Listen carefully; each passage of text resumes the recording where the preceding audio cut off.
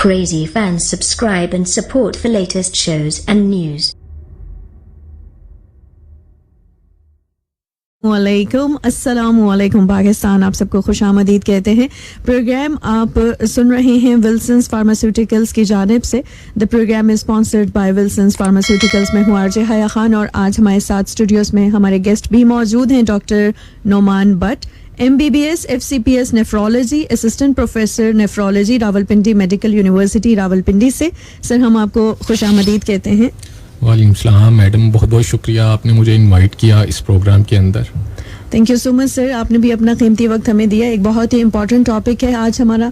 और listeners and viewers, आप हमें फेसबुक लाइव पे भी देख सकते हैं। हमारा फेसबुक पेज है FM 100 पाकिस्तान, सर्च में जाके लिखेंगे तो आप हमें देख पाएंगे। इसके अलावा कोई कमेंट वगैरह है या कोई क्वेश्चन अगर आप सर से पूछना चाहते हैं तो डॉक्टर साहब यहाँ पे मौजूद हैं, डॉक्टर नोमान बट, आप मुझसे पूछ भी सकते हैं।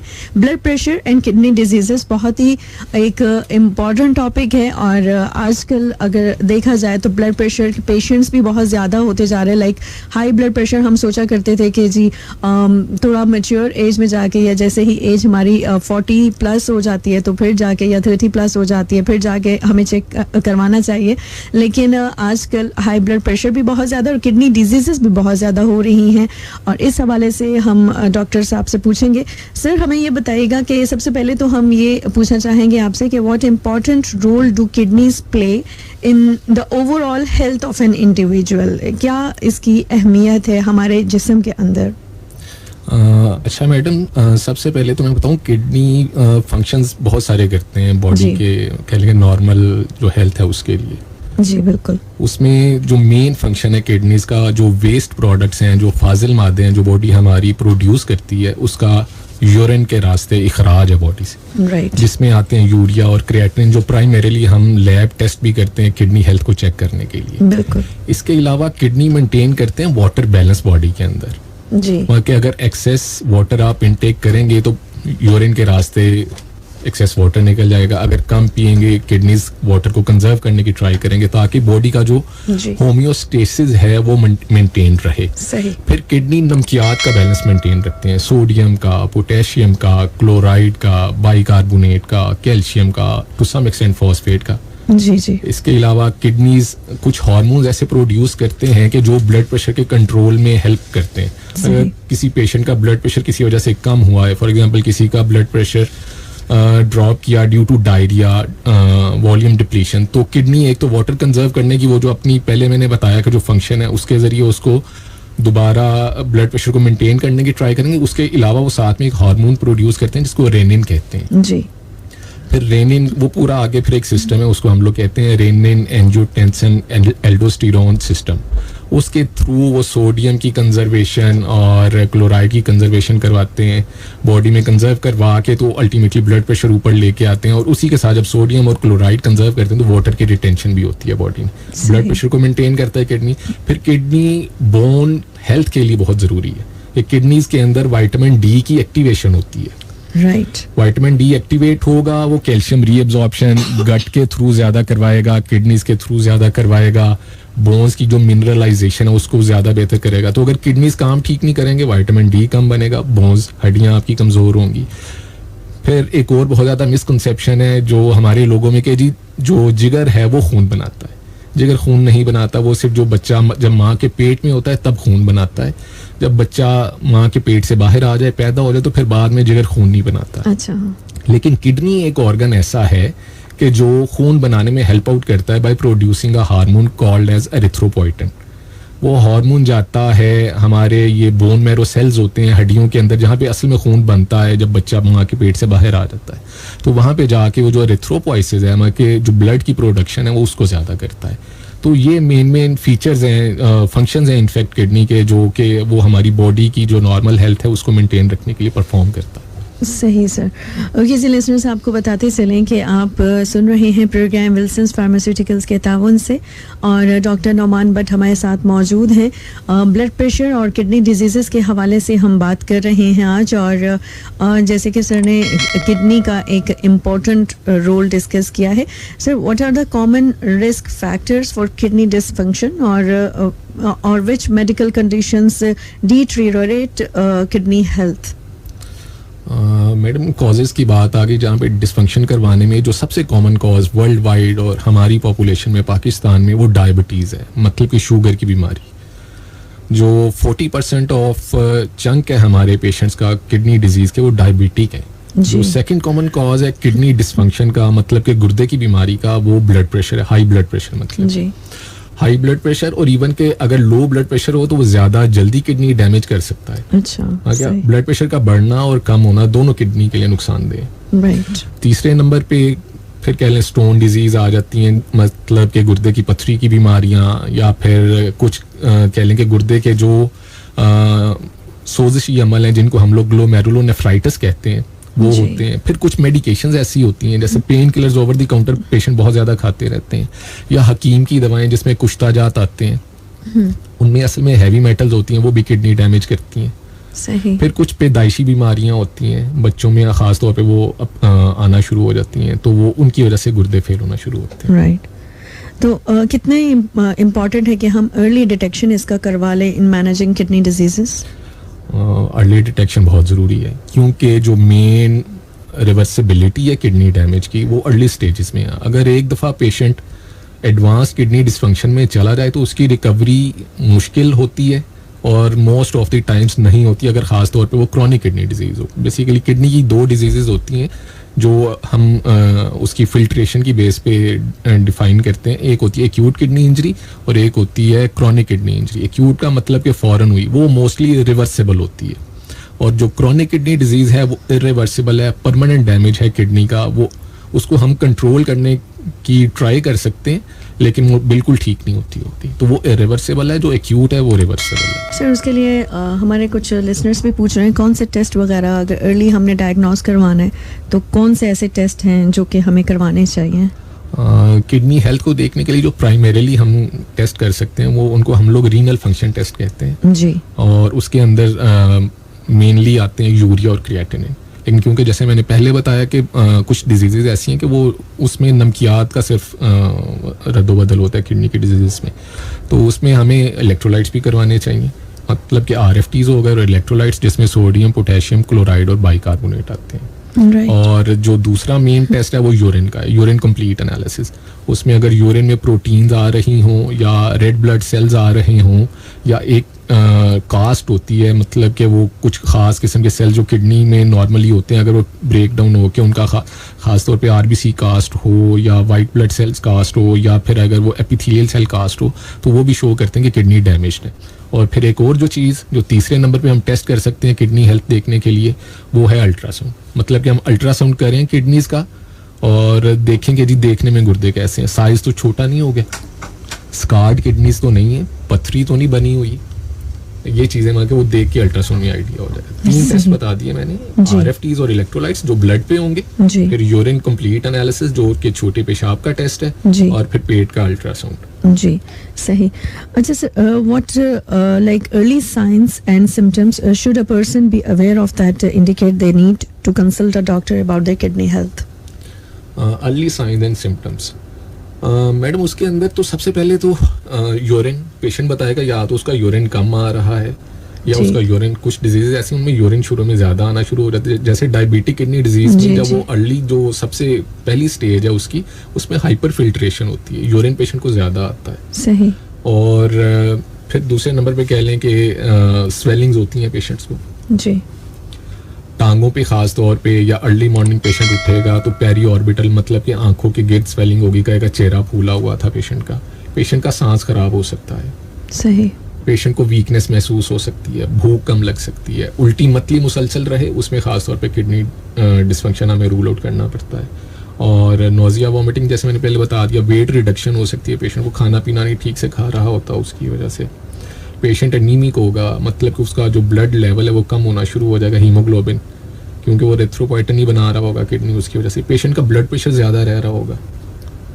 ये सारे main early signs and symptoms हैं कह लें किडनी डिजीज़ के।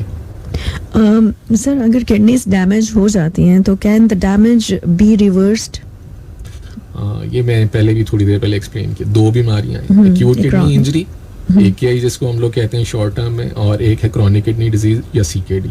जो AKI है वो एक्यूट डैमेज है, फौरन हुआ, वो रिवर्सिबल है। एग्जाम्पल के Chronic साथ मैं है। एक्सप्लेन कर देता हूँ। पेशेंट एक प्रीवियसली कोई उसकी हिस्ट्री नहीं है किसी बीमारी की, कोई डायबिटीज़ हाइपरटेंशन की हिस्ट्री नहीं, कोई हकीमिक दवाई नहीं खा रहा पेशेंट, जी। लेकिन उसको रिसेंटली उसने कहीं बाहर से खाना खाया, उसको वॉमिटिंग बहुत ज़्यादा हुई, उसको मोशन बहुत ज़्यादा लगे, डिहाइड्रेशन हो गई, पेशेंट का ब्लड प्रेशर ड्रॉप किया, किडनीज की परफ्यूजन कम हुई, किडनी इंजरी हो गई। इसे हम कहेंगे एक्यूट किडनी इंजरी, कि फ़ौरन एक बीमारी हुई, उसके कह लें कि रिएक्शन में किडनीज डैमेज हो गए। जी सही। ऐसे पेशेंट्स में अगर हम उसका डायरिया वॉमिटिंग कंट्रोल करते हैं, उसका हाइड्रेशन जी रिस्टोर करते हैं, तो किडनीज फंक्शन पकड़ लेते हैं most of the times. Okay. तो ये रिवर्सिबल, मैंने एक किडनी डिजीज की आपको एग्जांपल दे दी। फिर क्रॉनिक किडनी डिजीज, जिसका मैंने कहा था कि वो परमानेंट डैमेज है, जिसमें किडनीज ठीक नहीं होते, उनको कंट्रोल करने की ट्राई की जाती है कि वो इतने ख़राब ना हों कि उसके लिए हमें जो गुर्दे वॉश का अमल या खून की सफाई का अमल, जिसको डायलिसिस कहते हैं, उसकी तरफ जाना पड़े या ट्रांसप्लांट करवाना पड़े। Right. Are there specific dietary recommendations for someone with hypertension to maintain kidney health? Yes definitely. जो आजकल टर्म प्राइमरीली यूज़ की जाती है डाइटरी रिस्ट्रिक्शंस में, वो उसको कहते हैं हम लोग डैश डाइट, जी dietary approaches to stop hypertension. सही। उसमें आता है कि आपने अपनी जो नमक की इनटेक है वो कम करनी है। ओके। मैं रफली, क्योंकि लेमैन ज़्यादातर आम पॉपुलेशन सुन रही है, तो उनको एक्सप्लेन कर दूं, छिड़क के खाने वाला नमक बंद करना होता है। जी बिल्कुल। खाने में इतना हल्का करना होता है कि बस उसका जायका रहे, खाना बदमज़ा ना हो जाए, ज़्यादा नहीं रखना नमक को। दूसरे Okay. नंबर पे प्रोटीन डाइट कम रखनी है। प्रोटीन डाइट कम रखने का मतलब कि ख़ास तौर पे जो रेड मीट है, जो कि थिक मीट में आते हैं, वो अवॉइड करने। जो लीन मीट है वो एडवाइज्ड है, जैसे पोल्ट्री, चिकन मतलब के, या फिश हो गया वो ले सकते हैं, या आप पीज हो गए, ग्रेन्स हो गए वो ले सकते हैं। और इसके अलावा फ्रूट्स एंड वेजिटेबल्स वो ज़्यादा लेने होते हैं। सही। फ्रूट्स एंड वेजिटेबल्स इसलिए ज़्यादा लेने हैं कि उनके अंदर नमकियात वो वाले हैं, जैसे पोटेशियम हो गया, कैल्शियम हो गया, जो कि ब्लड प्रेशर कंट्रोल करने में हेल्पफुल है, तो वो लेने हैं। फिर कुछ लाइफस्टाइल चेंजेस ऐसी हैं, एक्सरसाइज करनी होती है आपने, एक्सरसाइज करेंगे, वेट रिडक्शन करेंगे, ये दोनों चीज़ें अगर करेंगे तो आपका ब्लड प्रेशर कंट्रोल रहेगा, किडनी हेल्थ बेहतर रहेगी। जी स्मोकिंग अगर आप करते हैं तो स्मोकिंग सेसेशन करनी होती है। सही। कुछ ड्रग्स ऐसी हैं जो कि ब्लड प्रेशर ज़्यादा करवाती हैं, जैसे पेन किलर्स हो गए, एनसिड्स, ब्रूफिन, सिंफ्लेक्स, निम्स वगैरह, तो ये ज़्यादा करती हैं ब्लड प्रेशर को। तो ये अगर पेशेंट लॉन्ग टर्म यूज़ कर रहा है तो बेहतर है कि उनको अवॉइड करे, और वो वाले एंटी हाइपरटेंसिव ड्रग्स लेके जिनके साथ ब्लड प्रेशर ज़्यादा नहीं होता। सही। ओके जी लिसनर्स एंड व्यूअर्स, आपको बताते चलें कि आप ये प्रोग्राम विल्सन्स फार्मास्यूटिकल्स की जानिब से सुन रहे हैं। The programme is sponsored by Wilson's pharmaceutical. हमारे साथ doctor Nauman Butt MBBS FCPS nephrology, assistant professor nephrology Rawalpindi medical university Rawalpindi से मौजूद हैं। और कुछ क्वेश्चंस भी आपके आ रहे हैं, साथ साथ आपके क्वेश्चंस भी पूछेंगे। सर मेरे पास क्वेश्चन है कि does hypertension cause kidney damage, और is kidney dysfunction a contributing factor to hypertension? जी बिल्कुल। जो हाई ब्लड प्रेशर है वो किडनी डैमेज करता है, और किडनी जो डैमेज है वो हाई ब्लड प्रेशर करता है। मैं दोनों बारी बारी एक्सप्लेन करता हूँ। पहले हाई ब्लड प्रेशर को लेते हैं। हाई ब्लड प्रेशर मतलब कि बुलंद फिशारे खून, जो खून की नालियां हैं उनके अंदर ब्लड का प्रेशर बढ़ा हुआ है। तो जब प्रेशर बढ़ा होगा, जो नॉर्मल लिमिट को एक्सीड किया हुआ है, तो अल्टीमेटली वो आर्टरीज की जो वॉल्स हैं, जो दीवारें हैं, जो खून की नाली की दीवारें हैं, उनके ऊपर प्रेशर ज़्यादा एक्सर्ट करेगा। तो over period of time high blood pressure, जो आपकी वेसल्स हैं वो बॉडी के किसी भी पार्ट में हैं, उनको वो थिक करता है, हार्ड कर देता है। ठीक है, वो हार्ड होती हैं तो अल्टीमेटली जो नॉर्मल फंक्शन है उनका वो लॉस होना शुरू हो जाता है। किडनी में खास तौर पे, क्योंकि किडनी मेन ऑर्गन है ब्लड फिल्टरिंग, तो उसका काम ही सारा ब्लड के साथ है जी। तो अगर ब्लड वेसल्स खराब होंगी तो जो नॉर्मल फिल्ट्रेशन फंक्शन है किडनी का वो अफेक्ट होता है। फिल्ट्रेशन फंक्शन अफेक्ट होगा, यूरिन में प्रोटीन्स आना शुरू हो जाती हैं। प्रोटीन्स आएंगी, वो अल्टीमेटली पहले तो ब्लड वेसल्स डैमेज हुई थी, वो जो आगे किडनी का ट्यूबुलर स्ट्रक्चर होता है जहाँ पे जो नॉर्मल रिटेंशन वाटर और सॉल्ट और दूसरे जो चीज़ें हैं उनकी हो रही होती है, तो वो नहीं हो पाती। अल्टीमेटली किडनी डैमेज ज़्यादा होना शुरू हो जाता है। इसको हम लोग कहते हैं आर्टीरियोलोस्क्लेरोसिस या glomerulosclerosis due to hypertension leading to kidney disease. और अब आ जाएं दूसरी तरफ कि किडनी डैमेज कैसे हाई ब्लड प्रेशर करता है। अच्छा, इससे पहले मैं आपको एक्सप्लेन कर दूं, जो ब्लड प्रेशर वो बेसिकली 2 टाइप्स का होता है। एक होता जी। है प्राइमरी हाइपरटेंशन, वो 90% जो लोग हैं हमारे जिनमें हाई ब्लड प्रेशर का इशू होता है वो प्राइमरी हाइपरटेंशन में आते हैं। प्राइमरी हाइपरटेंशन का मतलब है कि उसमें हमें कॉज नहीं पता, मिलता नहीं है। मतलब कि हम लोग सर्च करते हैं, शुरू में इन्वेस्टिगेट करने की ट्राई करते हैं, लेकिन हमें मिलता नहीं है कॉज कोई भी, तो हम उसको लेबल करते हैं प्राइमरी हाइपरटेंशन। सही। जो रिमेनिंग 10% है वो है सेकेंडरी हाइपरटेंशन। जी। इसका मतलब है कि पीछे कोई दूसरा कॉज होगा ब्लड प्रेशर का जो कि उसको हाई करवाया जा रहा है। जी। तो उसमें जो सबसे कॉमन कॉज है वो किडनी डिजीज है बेसिकली। इसके अलावा बहुत सारे दूसरे एंडोक्राइन डिसफंक्शंस हैं, जैसे कि हाइपोथायराइड होना या हाइपरथायराइड होना, फिर hyper aldosteronism, patient drugs use कर, ये सारे सेकेंडरी कॉजेज में आ जाते हैं। तो किडनी डिजीज की वजह से हाइपरटेंशन होगा, तो दोनों एक दूसरे को अल्टीमेटली ज्यादा ये विशियस साइकिल क्रिएट करते हैं। मतलब कि हाइपरटेंशन हुआ किडनी डैमेज ज्यादा हाइपरटेंशन, तो दोनों एक दूसरे को ज्यादा करते जाते हैं अल्टीमेटली, और फिर इन दी एंड किडनी फेल होते हैं और पेशेंट डायलिसिस पे आ जाता है। राइट। यानी कि हाई ब्लड प्रेशर जो है वो इफेक्ट करता है काफ़ी ज़्यादा किडनी फंक्शंस को। डेफिनेटली। ओके, 9 मेरे पास सर एक क्वेश्चन भी आ रहा है, ये सब हमारे जो लिसनर्स हैं पूछ रहे हैं, हाउ टू मेंटेन जो ब्लड प्रेशर हम कैसे मेंटेन कर सकते हैं कि हमें हाई बीपी ना हो। हाई ब्लड प्रेशर हो ना, या अगर हो गया तो कंट्रोल हो गया, दोनों चीज़ें अगर हम कर सकते हैं तो। ना मैनेजमेंट की तरफ जाते हैं, उसकी 2 मैनेजमेंट हैं जो हाई ब्लड प्रेशर है। एक है नॉन फार्माकोलॉजिकल, एक है फार्माकोलॉजिकल। मतलब कि एक दवाइयों के साथ है और एक दवाइयों के बगैर है। वो दवाइयों के बगैर वाली वो लाइफस्टाइल मॉडिफिकेशन है। उसमें जैसे मैंने पहले बताया, नमक कम करना है, प्रोटीन डाइट कम करनी है, फल सब्जियां ज्यादा लेनी है आपने, वॉक करनी है, एक्सरसाइज करनी है, मतलब वेट रिडक्शन करनी है। सही। अगर आप सिगरेट स्मोक करते हैं, अल्कोहल लेते हैं, वो नहीं लेना आपने। फैट इंटेक कम करनी है, फैट लेना है आपने, हेल्दी फैट जो है जैसे ऑलिव ऑयल हो गया या सरसों का तेल हमारे यहाँ पे आता है वो यूज करें आप। ठीक। ये सारी की सारी नॉन फार्माकोलॉजिकल अप्रोचेज हैं to control high blood pressure. सही। फिर फार्माकोलॉजिकल आती हैं कि जिसमें आपने मेडिसिन यूज करनी है। अगर तो लाइफस्टाइल चेंजेस करने के बावजूद आपका ब्लड प्रेशर कंट्रोल में नहीं आ रहा तो अल्टीमेटली ड्रग्स हैं, और ड्रग्स फिर मोस्ट ऑफ द टाइम्स कह लें ऑलमोस्ट 90% आपको लाइफ लॉन्ग लेनी पड़ती हैं, अनलेस के कोई डीकम्पनसेशन हो जाए या कोई दूसरा इशू हो जिसकी वजह से ब्लड प्रेशर ड्रॉप करना शुरू हो जाए, तो फिर आप बंद कर सकते हैं। सही। तो उसमें डिफरेंट क्लासेस हैं हाई ब्लड प्रेशर को कंट्रोल करने वाली। ठीक। वो आउट ऑफ स्कोप है यहाँ के। उसमें से एक ये विल्सन जो हमारी कंपनी है उनकी है, एक सॉफ्टवेस्ट के नाम से आती है, सॉफ्टवेस्ट वी के नाम से आती है। मोडिपिन उसमें सॉल्ट होता है, कैल्शियम चैनल ब्लॉकर उसकी क्लास है, तो वो यूज़ की जाती है। One of the most common drugs या कह लेंगे क्लास ऑफ ड्रग जो यूज़ की जाती है हाई ब्लड प्रेशर कंट्रोल करने के लिए। राइट।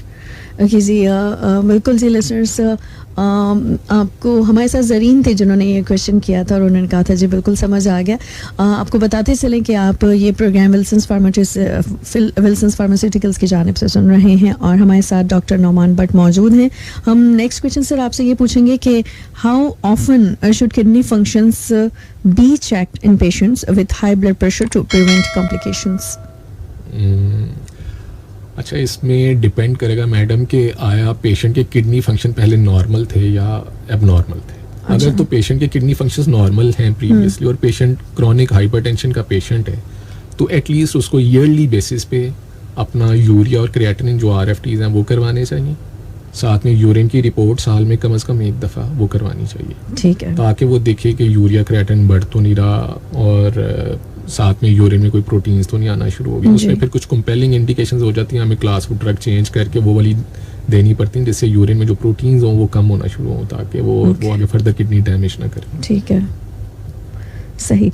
अच्छा, और इसके साथ sir are there particular classes जिसमें अच्छा ये इसके अलावा आप ये भी बताएं कि ये जो how to protect kidney function, अगर कोई क्या इसकी पर्टिकुलर कोई क्लासेस वगैरह हैं जो कि हमें बता सके ड्रग्स के हवाले से प्रेफरेबली। इसमें फिर दोबारा ये असल में हमारी लिंक्ड है क्वेश्चन। हाँ बिल्कुल लिंक्ड है और डिपेंड कर रहा होता है कि पेशेंट हमारे पास किस तरह है जी। फॉर एग्जांपल एक पेशेंट आया हाई ब्लड प्रेशर के साथ, उसको अभी किडनी डैमेज नहीं हुआ तो उसमें रिस्क है, लेकिन फॉर एग्जांपल डायबिटिक है वो साथ में, तो रिस्क है कि वो नियर फ्यूचर में किडनी डिजीज डेवलप कर सकता है। तो उसमें जो प्रेफरेबल क्लासेस हैं ब्लड प्रेशर कंट्रोल करने वाली वो वाली हैं जो जैसे मैंने पहले बताया कि जो प्रोटीन यूरिया को कम करते हैं। उसमें आते हैं एंजियोटेंसिन कन्वर्टिंग एंजाइम इनहिबिटर्स या फिर एंजियोटेंसिन रिसेप्टर ब्लॉकर्स, वो जो जी। मैंने बताया था किडनी का एक वो सिस्टम है पूरा, रेनिन एंजियोटेंसिन एल्डोस्टेरोन सिस्टम, वो असल में जब किडनी डिसफंक्शन होता है वो एक्टिवेट हो जाता है, तो हम उसको सप्रेस करने वाली ड्रग्स देंगे तो अल्टीमेटली जो प्रोटीन यूरिया ये इसको कंट्रोल करती हैं। सही।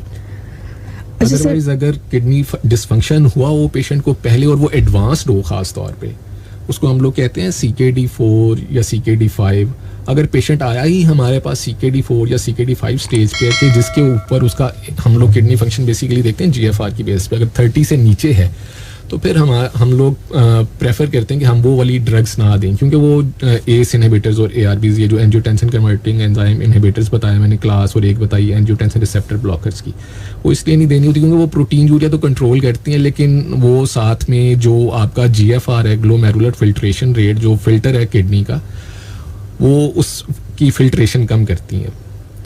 अगर इनिशियल स्टेजेस में हो किडनी डैमेज तो वो बेस्ट है, लेकिन वो भी बेस्ट आप अगर स्टार्ट करें तो उसके साथ आपको किडनी फंक्शंस के ऊपर नज़र रखनी पड़ती है। अगर वो लिमिट क्रॉस करे, 30% राइज करे वो from base line kidney damage, तो हम लोग उसको बंद करते हैं, उसकी डोज कम करते हैं।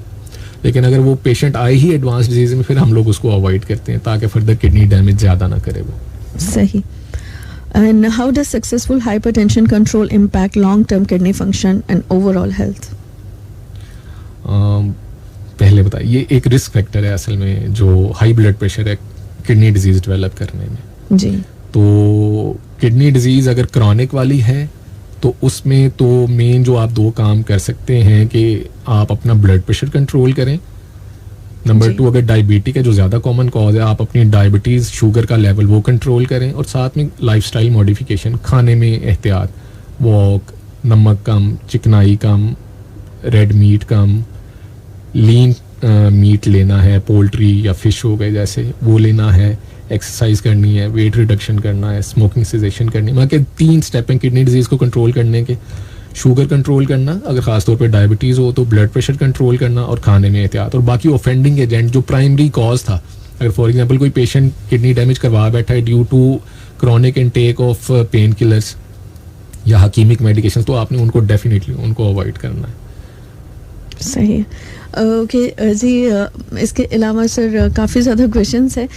EGFR का क्वेश्चन आया था, आपने बता दिया हमें कि वो किस तरीके से उसको देखते हैं, और सर कुछ लोगों ने दोबारा से टेस्ट का पूछा है, वो भी आपने बता दिया था। सर कोई ऐसा क्वेश्चन या ऐसी बात जो आप हमारे लिसनर्स से शेयर करना चाहते हैं उनको, उनकी अवेयरनेस के लिए? अक्सर ये होता है कि अगर कोई डायलिसिस तक पहुंच जाता है तो कहते हैं डायलिसिस इज लाइक हमें डायलिसिस नहीं करवाने चाहिए, अक्सर लोग डायलिसिस नहीं करवाते।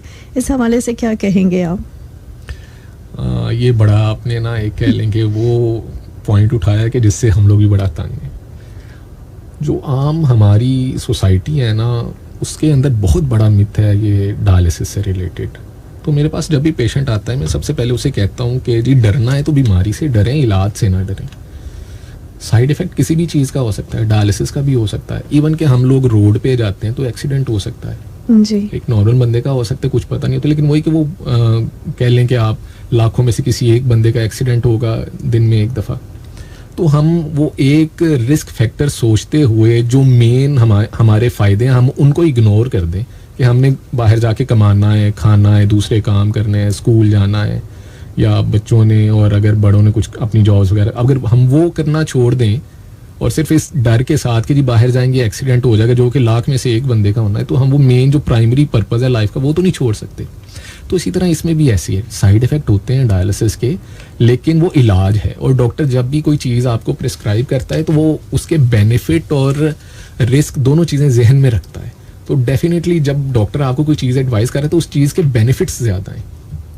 सही। पेशेंट डरते हैं इस चीज़ में, कोई शक नहीं है, और इस पॉइंट पे होते हैं कि वो ढूंढ रहे होते हैं कोई भी उन्हें वे आउट मिले, वो चाहे कोई आम बंदा दे, कोई हकीम दे, कोई अताई दे, पेशेंट फिर भाग जाते हैं। और मोस्ट ऑफ द टाइम्स ऐसे पेशेंट फिर क्रिटिकल कंडीशंस में आते हैं हमारे पास इमरजेंसी में, उस वक्त फिर हाई रिस्क होता है, और ऐसे ही पेशेंट फिर उसको मजीद बदनाम करने का बायस बनते हैं क्योंकि वो हाई रिस्क होके आए, उनका सांस इतना ख़राब, हमें उन्हें वेंटिलेटर पे डालना पड़ा, डायलिसिस हाई रिस्क हुआ, BP कम या बहुत ज़्यादा शूट किया हुआ, दिल का मसला हुआ, तो उनकी अगर खुदा ना खास्ता डेथ होती है तो वो कहते हैं कि डायलिसिस की वजह से डेथ हुई। हालांकि वो ये नहीं बताते कि जब हम लोग पेशेंट को हॉस्पिटल लेके गए उस वक्त ही वो इतना क्रिटिकल था, बीमारी की वजह से ये चीज़ें आउट ऑफ कंट्रोल थी।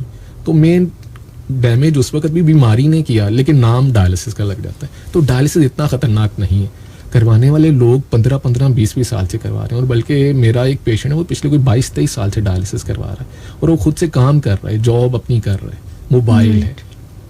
सही। तो मैं इस पे यही एडवाइस करूंगा अपने जो आम आवाम है उनको, कि अगर आपकी फैमिली में कोई पेशेंट है तो डॉक्टर की एडवाइस फॉलो करें, जी जिसने 10 साल 15 साल उस चीज को पढ़ा है, जी एज कम्पेयर टू उनके कि जो आम बाहर बंदा बैठा है, कोई वैसे बैठा, उसने अपना एक्सपीरियंस पर्सनल एक शेयर किया। अगर आपने एक्सपीरियंस किसी का लेना है तो उसका लें जो सक्सेसफुल है, सही। गलत वाले को तो ना लेना आप। जी बिल्कुल सही। तो डायलिसिस करवाना चाहिए अगर डॉक्टर नेफ्रोलॉजिस्ट एडवाइस करे तो। बिल्कुल ठीक हो गया। Thank you so much doctor Numan Bhatt. हमारा ये सेशन बहुत ही फ्रूटफुल था, बहुत ही आपने ऐसी बातें की हैं जो कि हमारे बहुत से लिसनर्स के लिए बहुत ही ज़्यादा ये इम्पॉर्टेंट भी थी और उनको काफ़ी ज़्यादा अवेयरनेस हुई। लास्ट में जाते जाते क्या कहेंगे? लास्ट में जाते जाते मैं पैगाम होगा, मगर मैं क्योंकि असल में किडनी स्पेशलिस्ट हूँ तो किडनी के हवाले से ही दूंगा जी बिल्कुल, कि खास तौर पे डायबिटिक पेशेंट्स, क्योंकि मेजर जो चंक है किडनी पेशेंट्स का वो डायबिटीज़ की वजह से, उन्हें नहीं बताया जाता जी कि उन्होंने साल में एक दफ़ा अपने किडनी टेस्ट लाजमी करवाने हैं। राइट।